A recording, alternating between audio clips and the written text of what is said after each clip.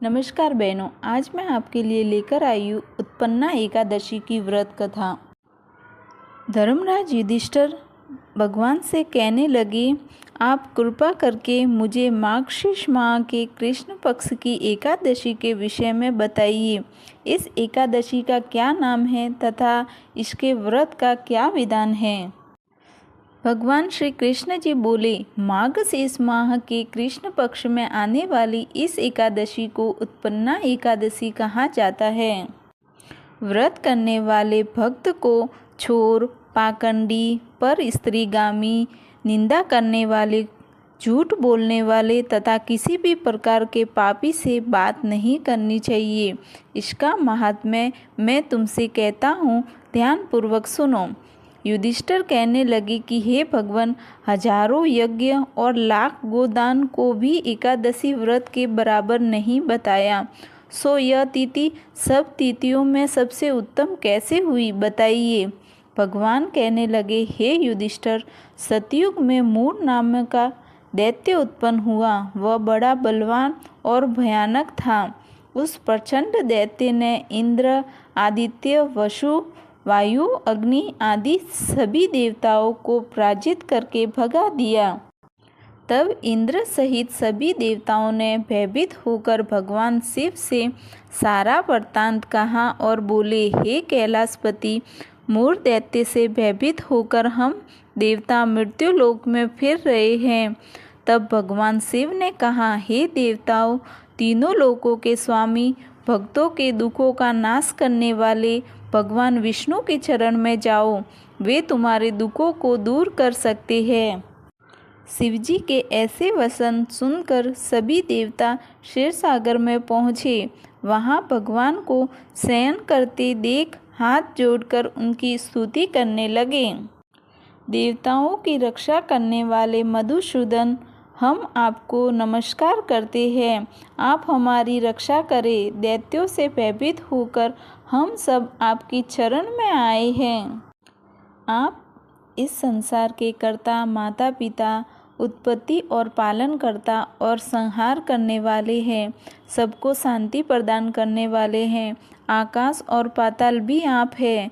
सबके पिता में ब्रह्मा, सूर्य, चंद्र, अग्नि, सामग्री, होम, आहुति, मंत्र, तंत्र, जप, यजमान, यज्ञ, कर्म, कर्ता, भोक्ता भी आप ही हैं। आप सर्वव्यापक हैं। आपके सिवा तीनों लोकों में क्षर तथा अक्षर कुछ भी नहीं है।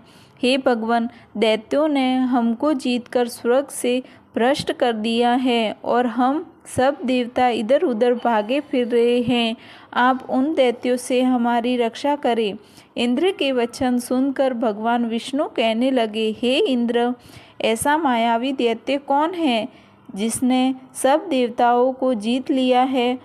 उसका नाम क्या है? उसने कितना बल है? किसके आश्रय में है तथा उसका स्थान कहाँ है? यह सब मुझसे कहो। भगवान के वचन सुनकर इंद्र बोले, भगवान, प्राचीन समय में एक नाड़ी जंग नाम का राक्षस था। उसके महापराक्रमी और लोक विख्यात मूर नाम का एक पुत्र हुआ। उसकी चंद्रावती नाम की नगरी है। उसी ने सब देवताओं को स्वर्ग से निकालकर वहां अपना अधिकार जमा लिया है। उसने इंद्र, अग्नि, वरुण, यम, वायु, ईश, चंद्रमा आदि सबके स्थान पर अधिकार कर लिया है। सूर्य बनकर स्वयं ही प्रकाश करता है, स्वयं ही मेघ बन बैठा है और सबसे अजय है। हे असुर निकंदन, उस दुष्ट को मारकर देवताओं को अजय बनाइए। यह वचन सुनकर भगवान ने कहा, हे देवताओं, मैं शीघ्र ही उसका संहार करूँगा। तुम चंद्रावती नगरी जाओ। इस प्रकार कहकर भगवान सहित सभी देवताओं ने चंद्रावती नगरी की ओर प्रस्थान किया। उस समय जब दैत्य मूर सेना सहित युद्ध भूमि में गरज रहा था, उसकी भयानक गर्जना सुनकर सभी देवता भय के मारे चारों दिशाओं में भागने लगे। जब स्वयं भगवान रणभूमि में आए तो दैत्य उन पर भी अस्त्र शस्त्र आयुध लेकर दौड़े। भगवान ने उन्हें सर्प के समान अपने बाणों से बिंध डाला। बहुत से दैत्य मारे गए, केवल मूर बचा रहा। वह अविचल भाव से भगवान के साथ युद्ध करता रहा। भगवान जो जो भी तीक्ष्ण बाण चलाते वह उसके लिए पुष्प सिद्ध होता। उसका शरीर छिन्न भिन्न हो गया, किंतु वह लगातार युद्ध करता रहा। दोनों के बीच मल्ल युद्ध भी हुआ। 10,000 वर्ष तक उनका युद्ध चलता रहा, किंतु मूर नहीं हारा। थककर भगवान बद्रिकाश्रम चले गए। वहाँ हेमवती नामक सुंदर गुफा थी।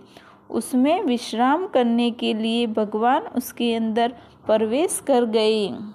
यह गुफा 12 योजन लंबी थी और उसका एक ही द्वार था।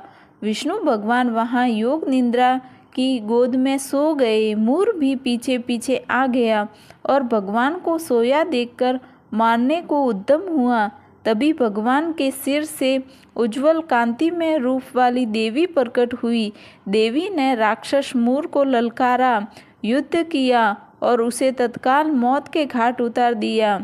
श्री हरि जब योग निद्रा की गोद में से उठे तो सब बातों को जानकर उस देवी से कहा कि आपका जन्म एकादशी के दिन हुआ है, अतः आप उत्पन्ना एकादशी के नाम से पूजित होगी।